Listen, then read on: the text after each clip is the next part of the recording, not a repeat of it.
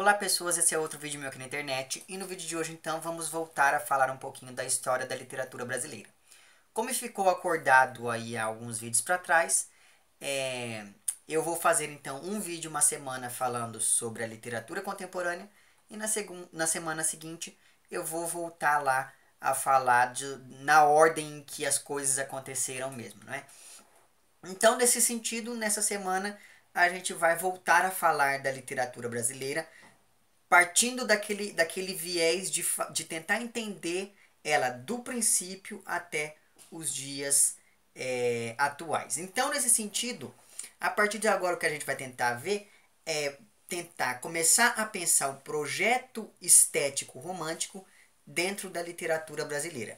Então, em algum lugar do passado, a gente viu que a grande questão para os escritores românticos, a grande questão romântica, era justamente a expressão de uma subjetividade e da relação dessa subjetividade com o mundo. Então, dependendo de como se dá essa relação entre o eu e o mundo, surgiam lá os vários tipos de romantismo, desde o romantismo mais histórico, em que o sujeito se refugiava no passado, por exemplo, lá o Walter Scott, isso é um exemplo claro, até mesmo aquele romantismo um pouco, aquele romantismo social, em que há uma posição de enfrentamento entre a subjetividade e o mundo, e aí a gente pensa, por exemplo, lá em figuras como o Victor Hugo.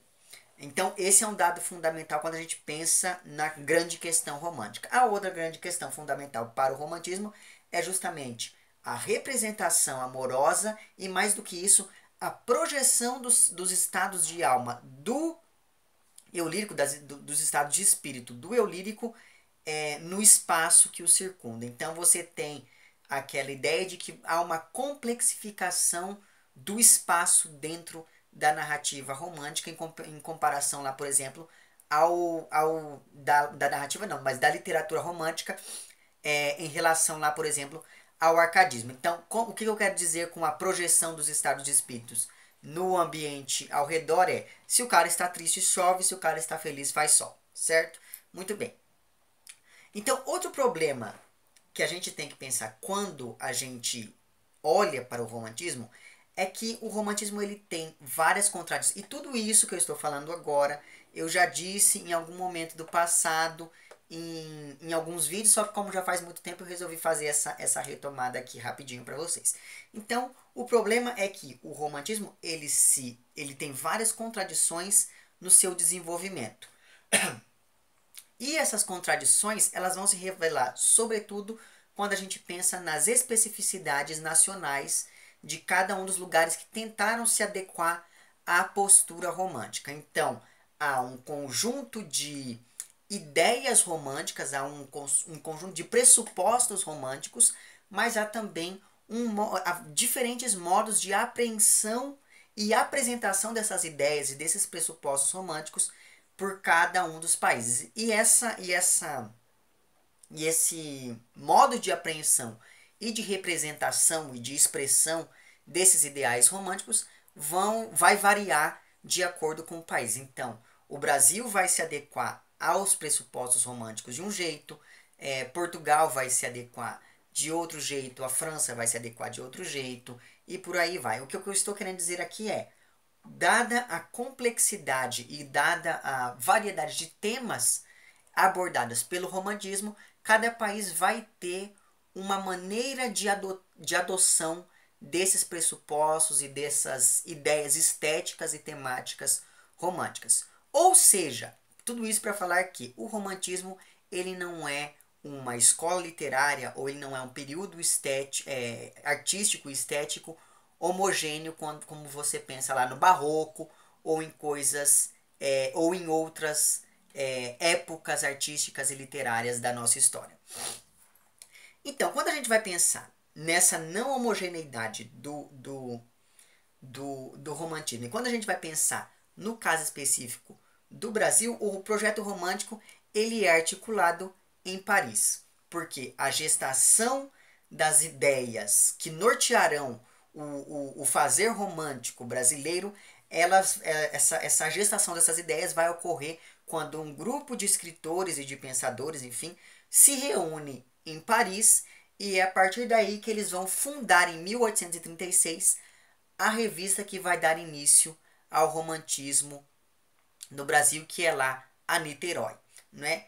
E esse grupo, por eles estarem na França, a grande literatura que vai influenciar o romantismo brasileiro não será mais a literatura portuguesa, mas sim a literatura francesa, via Niterói e depois via esses escritores que voltam de Paris e começam a publicar aqui. Dentre esses escritores estava lá o Gonçalves de Magalhães, que foi o cara que escreveu o primeiro livro de poesias românticas aqui no Brasil. Ou, no primeiro livro romântico de poesias, enfim, da literatura brasileira, porque ele estava em Paris quando escreveu esse livro. Que foi publicado, inclusive, também em 1836. Então perceba que, ao contrário do que aconteceu, por exemplo, na Alemanha, em que você tinha um grupo de teóricos pensando o romantismo e você tinha um grupo de escritores aplicando essa teoria na prática, digamos assim, né, escrevendo de maneira romântica, dando início àquele movimento Sturm und Drang ou algo do tipo, né, de qual fazia parte lá o Schlegel, o Goethe e todo esse povo, né, que é o Tempestade e Ímpeto.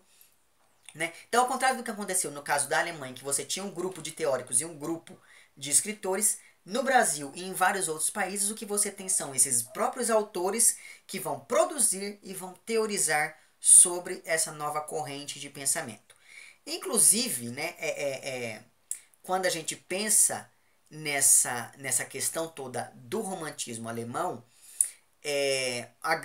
o grande veículo de dissipação da literatura romântica alemã vai ser lá, da ideia romântica nascida na Alemanha, vai ser um livro do Schlegel, que é um livro em que ele vai tratar da história do teatro.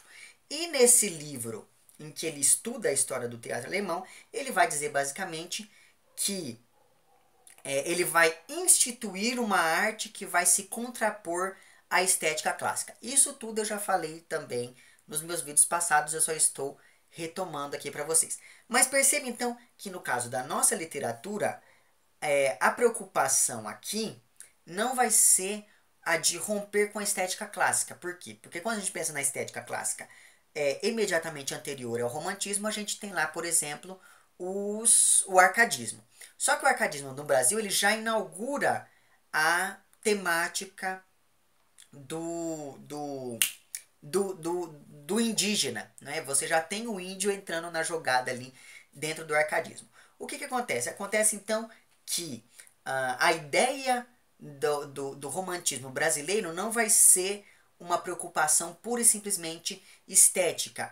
A questão central do romantismo brasileiro vai ser justamente a construção de uma identidade nacional. E é isso que vai ficar claro, sobretudo no texto que eu vou ler para vocês hoje aqui, que é o prefácio do livro do Gonçalves de Magalhães. Então nisso surge a ideia de que a obra literária brasileira ela deveria ser a expressão daquilo que depois o Machado de Assis vai chamar lá num ensaio dele chamado Instinto de Nacionalidade. Eu acho que é esse o nome do ensaio. Vou deixar certo, caso não seja esse, eu vou deixar certinho o nome ou na tela ou lá embaixo para vocês. Mas enfim, eu já falei inclusive desse texto aqui para vocês quando eu fui fazer aquela minha série de vídeos sobre a obra do Machado de Assis. Mas enfim, o fato então é que o Machado de Assis percebe que durante o romantismo a ideia é que a literatura deveria expressar a cor local do espaço inerente ao país. O que, num determinado momento, é uma coisa boa, porque afinal de contas você tem a ideia de que a literatura deveria expressar artisticamente a nossa realidade, mas daí depois o Machado de Assis percebe que isso é uma coisa meio prejudicial, porque os escritores não podiam mais falar de outra coisa a não ser do próprio Brasil. Isso vai ser uma coisa que vai ser muito presente na literatura brasileira, tanto que a Clarice Lispector era muito criticada pela crítica e por grande parte dos escritores da época dela, porque ela não falava do Brasil, ela falava de outras coisas. Então perceba que essa ideia de você retratar apenas o que é nacional, é uma coisa que vai ser constante dentro da literatura brasileira. E, como eu disse para vocês, apesar de ter esses pontos positivos, também tem esse lado um pouco mais negativo. Mas então, nesse sentido, de que esses escritores deveriam, a partir do romantismo, tratar de temas nacionais, há então a demarcação de dois temas que vão denotar a brasilidade de um texto, né? A representação da natureza e o elemento indígena.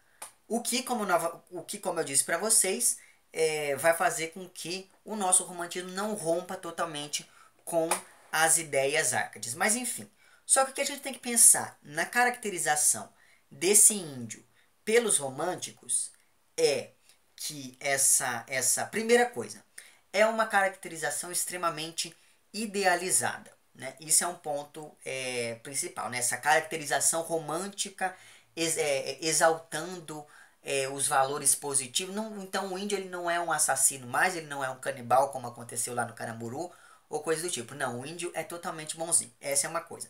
E a segunda coisa que vai ficar clara, sobretudo quando a gente for ler lá o Guarani do Alencar, é que o índio ele era caracterizado segundo os valores medievais. Então você tinha a transposição dos valores próprios dos cavaleiros medievais na construção dessa figura indígena. Então você pega, por exemplo, lá o Peri, não é? Que é o índiozinho lá do Alencar no Guarani. Você tem ele e você tem esse sujeito que é extremamente honrado, virtuoso, que salva a mocinha indefesa, que pega uma onça pelo rabo, que tira uma porcaria de uma árvore do chão e monta na árvore. Então, você percebe. E acabei de dar um spoiler do livro, mas enfim. Então, você perceba que há, né, na construção da imagem desse índio, uma série de valores que eram dados, que eram atribuídos antes aos cavaleiros medievais. Então perceba que apesar de haver, num primeiro momento, essa ideia de que você estava representando algo brasileiro, você estava peronomútil, porque afinal de contas os valores que permeavam a construção dessas figuras indígenas eram valores pautados nos modelos da literatura medieval europeia, né? Mas então perceba, não é como eu estava falando para vocês lá da revista Niterói, não é? O Gonçalves de Magalhães, então, ele vai publicar, dentro dessa revista Niterói, ele vai publicar um texto chamado Ensaio sobre a História da Literatura Brasileira. E nesse texto, chamado Ensaio sobre a História da Literatura Brasileira, ele vai dar, basicamente, as diretrizes da representação romântica no Brasil. E nesse mesmo ano, como eu disse para vocês, de 1836, ele vai publicar o primeiro livro de poesias românticas brasileiras, que vai ser lá o Suspiros Poéticos e Saudade. É isso mesmo o nome do livro? Suspiros Poéticos e Saudade. Eu derrubei tudo aqui agora na minha casa, mas tudo bem. Então perceba que o problema, o grande problema do Gonçalves de Magalhães é o seguinte: ninguém nasce romântico de um dia para o outro. Ninguém está escrevendo hoje em versos segundo a poesia, a poética clássica, e amanhã acorda e fala assim, não, eu virarei romântico e começa a escrever segundo os pressupostos. Isso não acontece com ninguém. Então, apesar dele ter muita boa vontade, ele não tinha... Isso vai ser meio problemático, mas enfim. Apesar dele ter muita boa vontade, ele não tinha talento suficiente para poder implementar essas teorias que ele coloca na prática. Então, ele é um excelente teórico do romantismo, mas ele não consegue fazer essa transposição da teoria para a prática dentro dos poemas dele. Então, perceba que, apesar de ele trazer os temas ligados ao universo romântico, ele, por exemplo, lá, a questão do patriotismo vai ser muito forte dentro da poesia do Gonçalves de Magalhães, ele ainda utiliza a forma clássica. E é justamente por isso que há meio que, apesar dele ter sido o inaugurador do movimento romântico no Brasil, quando se trata de literatura, ainda assim você percebe que há essa inadequação formal dentro da poesia dele. Então perceba que, apesar disso, né, enfim, Eu costumo dizer que em literatura não basta você ter boa vontade, você precisa ter talento também. Mas no caso dele, essa boa vontade ela era evidente, sobretudo porque ele era um sujeito muito audacioso. Então perceba, ele publica lá o texto na revista Niterói, tentando de certo modo formar uma ideia de romantismo brasileiro. Ele publica em 36 também o livro de poemas tentando inaugurar uma poética romântica dentro da literatura brasileira. Aí, em 38, ele vai publicar uma peça de teatro tentando inaugurar o teatro romântico brasileiro.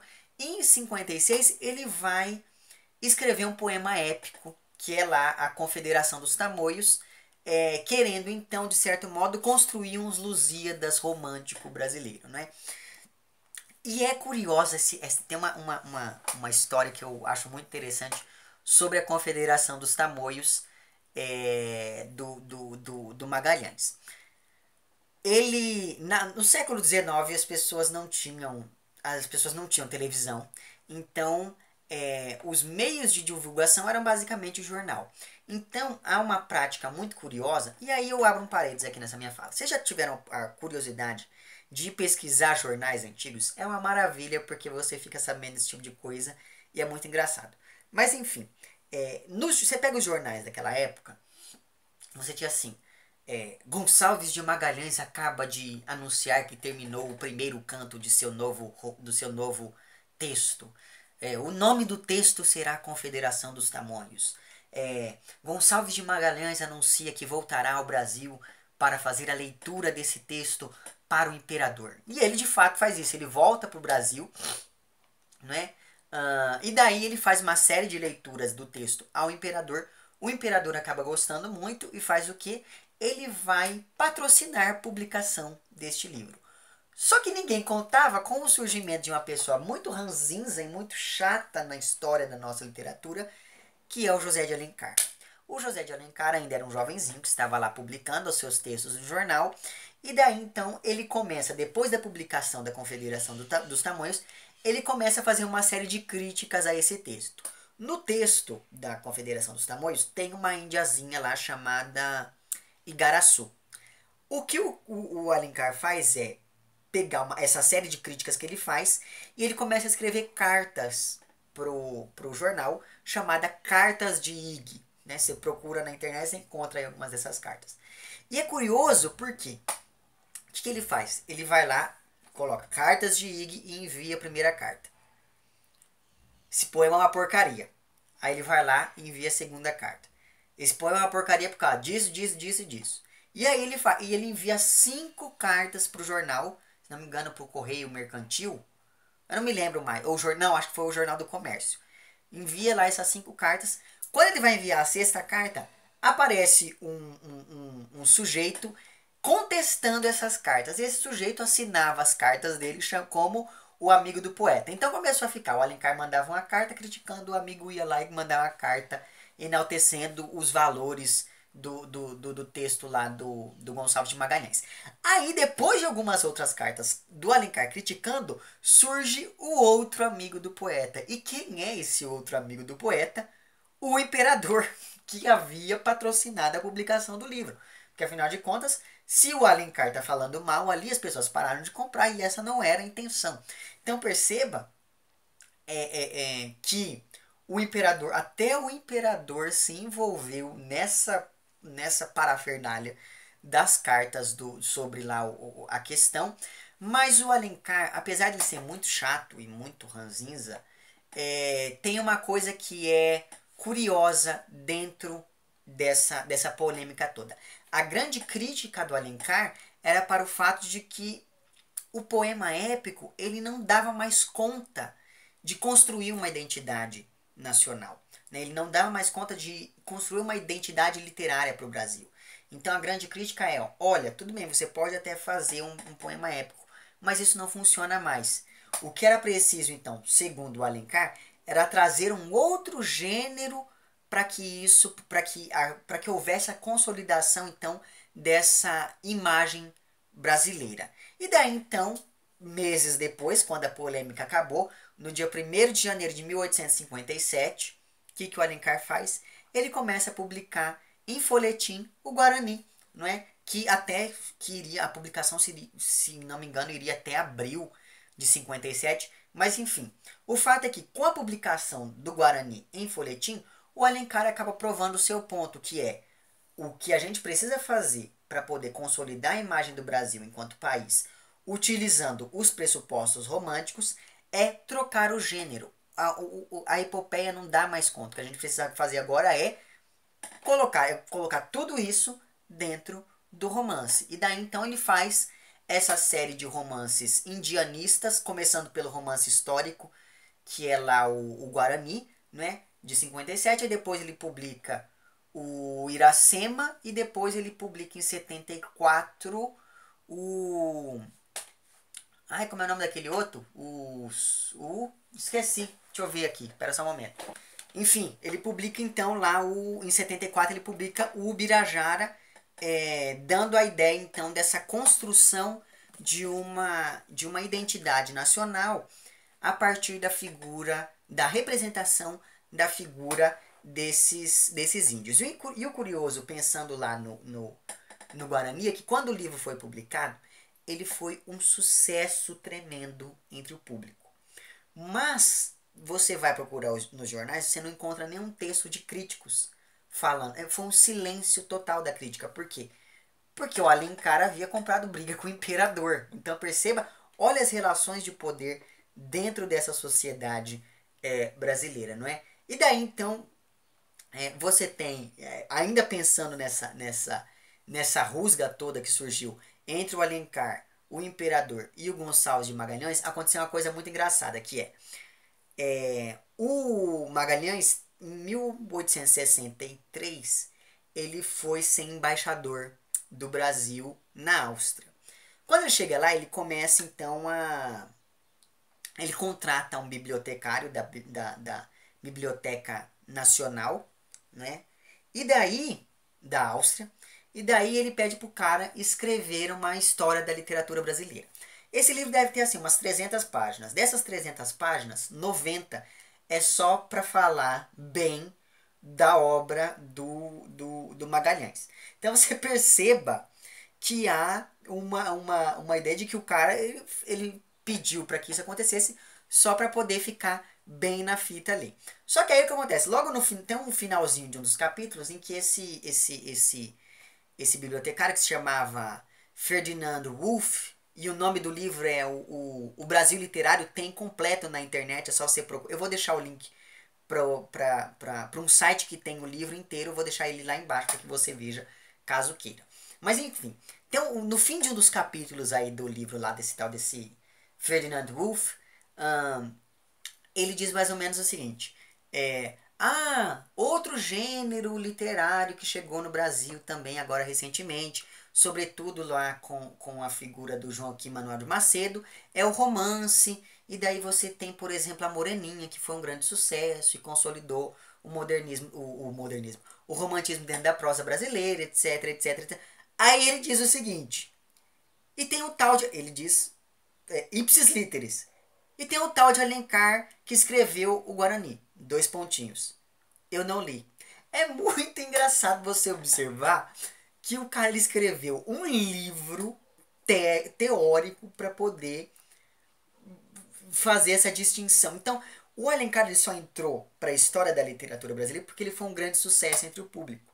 Porque durante um bom tempo a crítica fez de tudo para tentar meio que apagar as qualidades literárias. Evidentemente, depois que o imperador morreu, todo mundo começou a perceber que isso não é tão que o cara ele realmente tinha lá as suas qualidades. E o curioso é que o Brasil Literário do Ferdinand Wolff, depois ele foi traduzido para o francês, depois ele foi traduzido para o português e foi utilizado como é o nome?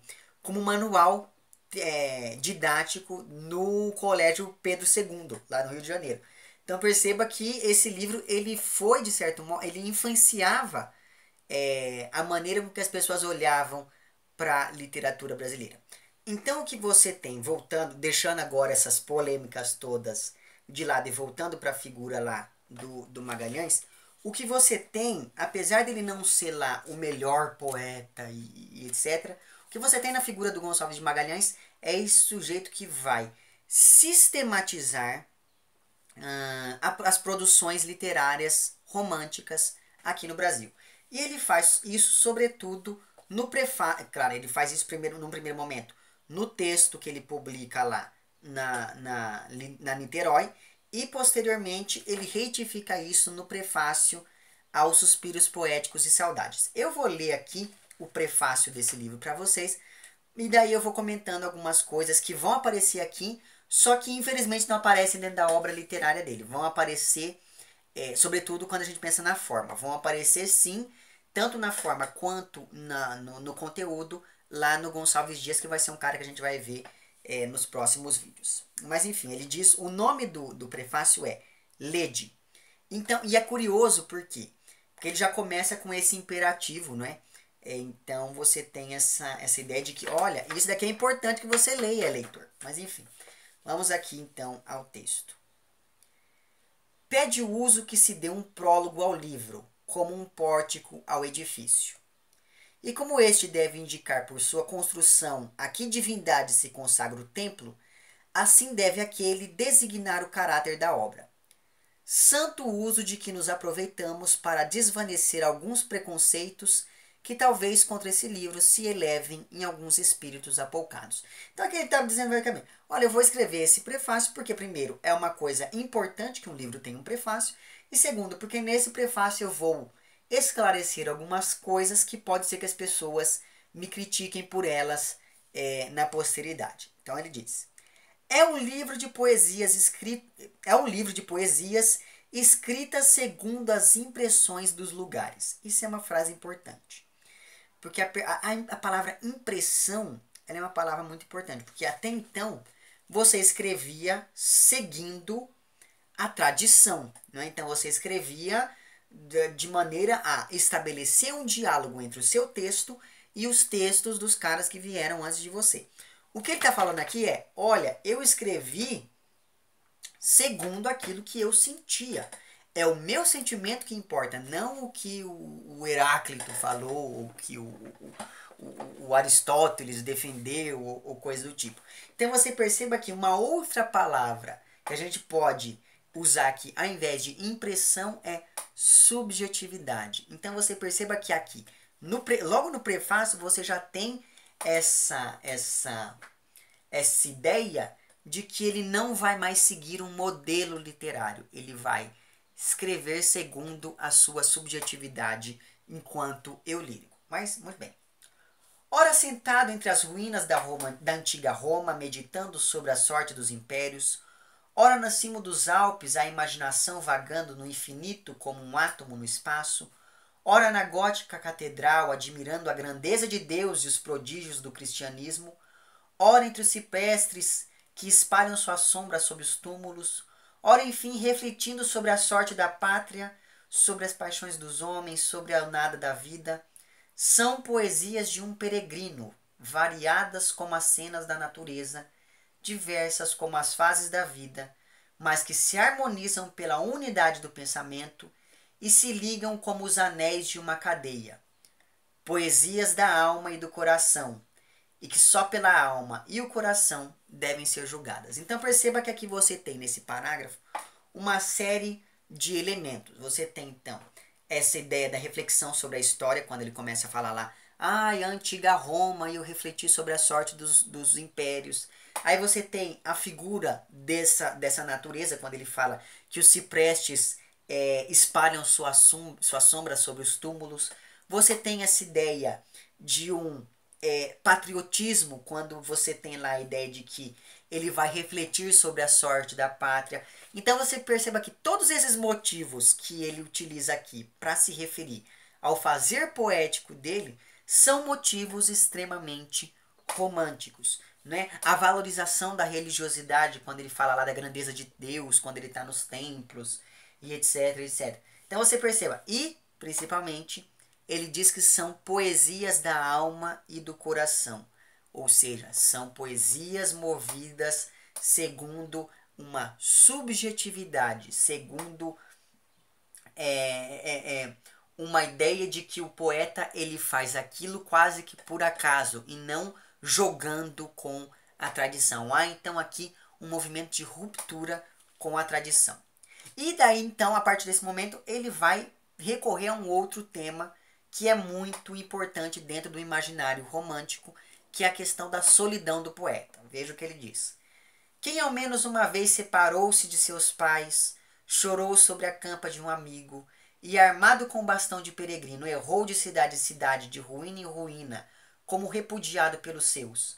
Quem no silêncio da noite, cansado da fadiga, e levou até Deus uma alma piedosa, e verteu lágrimas amargas sobre a injustiça e miséria dos homens, quem meditou sobre a instabilidade das coisas da vida, e sobre a ordem provincial que reina na história da humanidade, como nossa alma em todas as nossas ações, que achará um eco de sua alma nessas folhas que lançamos hoje a seus pés, e um suspiro que se harmonize com seu suspiro. Ou seja, o que ele está mostrando aqui é a solidão desse poeta que dialoga com a solidão do leitor.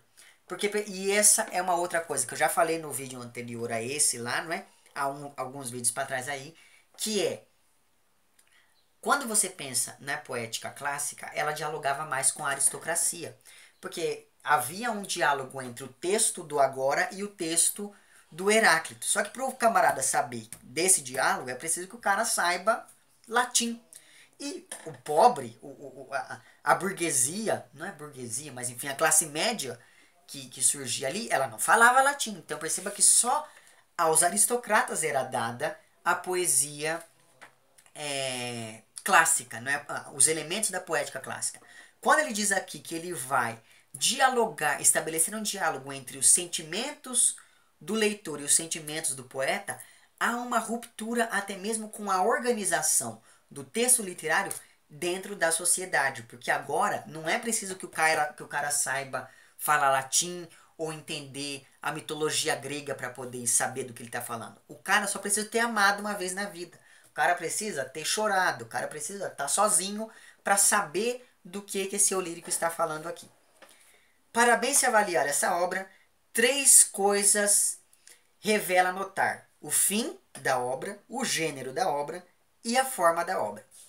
O fim deste livro, ao menos aquele a que nos propusemos, que ignoramos se o atingimos, é o de elevar a poesia à sublime fonte donde ela emana, como o eflúvio d'água que da rocha se precipita e ao seu cume remonta, ou como a reflexão da luz ao corpo luminoso. Vingar ao mesmo tempo a poesia das profanações do vulgo, indicando apenas no Brasil uma nova entrada aos futuros engenhos. Ou seja, a finalidade desse livro é elevar a poesia, mas ao mesmo tempo mostrar aos novos poetas como que é preciso fazer poesia a partir desse momento em que eu estou escrevendo aqui, não é? Por onde seguir? Ele está abrindo, a finalidade do livro é abrir os caminhos para as novas gerações. Bom, a poesia, este aroma d'alma, deve de contínuo subir ao Senhor Deus. Som acorde da inteligência deve santificar as virtudes e amaldiçoar os vícios. E isso é uma coisa que vai ficar clara, sobretudo lá na Moreninha, quando a gente for ler. Que é essa ideia de que há uma tentativa de moralizar as coisas. Então, o bem sempre vai vencer e o mal sempre vai perder, né? Bom, o poeta, empunhando a lira da razão, cumpre-lhe vibrar as cordas eternas do santo, do justo e do belo. Ora, tal não tem sido o fim da maior parte dos nossos poetas. E o mesmo Caldas, o primeiro dos nossos líricos, tão cheio de saber e que pudera ter sido o reformador da nossa poesia nos primores da arte, nem sempre se apoderou desta ideia. Ou seja, olha, nós devemos cantar a pátria, mas nós devemos cantar também a Deus. E isso não está acontecendo. Quando você pega a poesia clássica, ela não tinha esse compromisso de louvar ao Senhor. Basta que você se lembre lá do irônico, não é, Gregório de Matos, que mesmo louvando o Senhor faz isso de maneira quase blasfema. Mas enfim, voltemos aqui ao texto. Compõe-se uma grande parte de suas obras de traduções. Por quê? Porque este poeta aqui que ele está citando, de certo modo, dialogava com a tradição. Então ele está falando, olha, não era original. Bom, e quando ele é original, causa mesmo dó que cantasse o homem selvagem de preferência ao homem civilizado, como se aquele a este superasse, como se a civilização não fosse obra de Deus, aqui era o homem chamado pela força da inteligência com que a providência dos mais seres o distinguiria. Outros apenas curaram de falar aos sentidos, outros em quebrar todas as leis da decência. Seja qual for o lugar em que se acha o poeta, ou apunhalado pelas dores, ou ao lado de sua bela, embalado pelos prazeres no cárcere como no palácio, na paz como sobre o campo de batalha, se ele é verdadeiro poeta, jamais deve esquecer-se de sua missão, e acha sempre o segredo de encantar os sentidos, vibrar as cordas do coração e elevar o pensamento nas asas da harmonia até as ideias arquétipas. Então você perceba que a grande função desse prefácio aqui é mostrar ao poeta romântico brasileiro qual será a sua missão. A sua missão não é mais, seguir a poética clássica. A sua missão a partir de agora é seguir a sua subjetividade em consonância ao retrato que deve ser feito do país. Mas enfim. Uma vez determinado e conhecido o fim, o gênero se apresenta naturalmente. Até aqui, como só se procurava fazer uma obra segundo a arte, imitar era o meio indicado. Fingida era a inspiração e artificial o entusiasmo. Ou seja, aqui ele já está começando a criticar esse fazer literário que só buscava mimetizar aquilo, o cânone, não é? Mimetizar entrar em contato, entrar em diálogo com a tradição. Muito bem. Desprezavam os poetas a consideração se a mitologia podia ou não influir sobre nós. Contanto que dissessem que as musas do Hélicon os inspirava, que Febo guiava seu carro puxado pela quadriga, que a aurora abria as portas do Oriente com seus dedos de rosa, e outras tais e quejandas imagens tão usadas, cuidavam que tudo tinha feito e que, com Homero, emparelhavam, como se pudesse parecer belo quem achasse algum velho manto grego e com ele se cobrisse. Antigos e safados ornamentos de que todos se servem, a ninguém honram. Ou seja, o que adianta o cara estabelecer um diálogo com a tradição se o leitor não vai entendê-lo? Então perceba que isso aqui é uma coisa muito interessante dentro das proposições românticas. Quanto à forma, isso é, a construção, por assim dizer, material das estrofes de cada cântico em particular, nenhuma ordem seguimos, exprimindo as ideias como elas se apresentaram para não destruir o acento da inspiração, olha aí algo romântico, além de que a igualdade dos versos, a regularidade das rimas e a simetria das instâncias produz uma tal monotonia e dá certa feição de concertado artifício que jamais podem agradar. Ora, não se compõe uma orquestra só de sons doces e flautados. Cada paixão requer sua linguagem própria, seus sons imitativos e períodos explicativos. Então perceba que aqui ele está falando da forma romântica que deve ser adotada, apesar dele não conseguir fazer isso de maneira agradável ou de maneira, enfim, primorosa, como viria, por exemplo, a fazer o Gonçalves Dias. Mas, enfim. Esse livro é uma tentativa, é um ensaio. Se ele merecer o público acolhimento, cobraremos ânimo e continuaremos a publicar outros que já temos feito, e aqueles que fazer poderemos com o tempo. É um novo tributo que pagamos à pátria. Olha aí o nacionalismo. Enquanto não lhes oferecemos coisa de maior valia. É o resultado de algumas horas de repouso em que a imaginação se dilata e a atenção descansa fatigada pela seriedade da ciência. Tu vais, ó livro, ao meio do turbilhão em que se debate nossa pátria, onde a trombeta da mediocridade abala todos os ossos e desperta todas as ambições, onde tudo está gelado exceto o egoísmo. Tu vais como uma folha no meio da floresta batida pelos ventos do inverno, e talvez tenhas de perder-te antes de ser ouvido como um grito no meio da tempestade. Vai, nós te enviamos cheios de amor pela pátria, de entusiasmo por tudo que é grande e de esperanças em Deus e no futuro. E daí ele começa o livro em si. Então perceba que esse daqui nesse prefácio, então ele basicamente faz o quê? Ele vai mostrar aos poetas românticos eles vai dizer a esses poetas românticos que eles estão investidos de uma missão e que essa missão é justamente construir uma imagem do Brasil de acordo com essas diretrizes que ele dá aqui. Nesse sentido, então, esse daqui ele é um prefácio extremamente programático na medida em que ele vai ditar as novas regras para esse novo fazer poético para esses escritores que virão posteriores à publicação do livro. Então, nesse sentido, o que a gente vai ver a partir dessa nossa caminhada aqui rumo aos outros autores da literatura brasileira, o que a gente vai ver a partir de agora, durante esses vídeos sobre o romantismo, é como esses princípios vão aparecer em escritores. No Gonçalves Dias, no Macedo, no Alencar e por aí vai. Então, a partir desse vídeo aqui, o que eu tentei mostrar aqui para vocês é como que essas ideias chegam, sobretudo na figura aqui do Gonçalves de Magalhães, e como ele vai organizar essas ideias românticas para que esses outros autores possam beber de suas fontes, digamos assim, certo? É isso então, vemo-nos daqui a 2 semanas para poder falar então de mais outros autores, de como eles vão lidar com essas ideias românticas. E é isso, se você gostou do vídeo, não esqueça de curtir e de compartilhar. Caso não tenha gostado, não esqueça de dizer lá embaixo por que não gostou. Se você está inscrito no meu canal, muito obrigado pela sua inscrição. E caso não esteja inscrito, se inscreva também lá embaixo. É isso então, um abraço para vocês todos e até o próximo vídeo e tchau!